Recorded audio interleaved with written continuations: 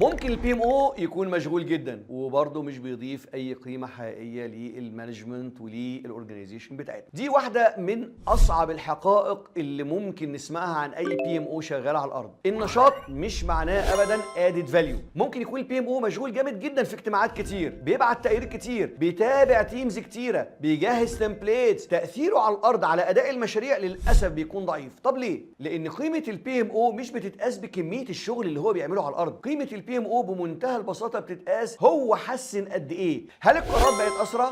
هل الفيجن على المشاريع بقت اوضح؟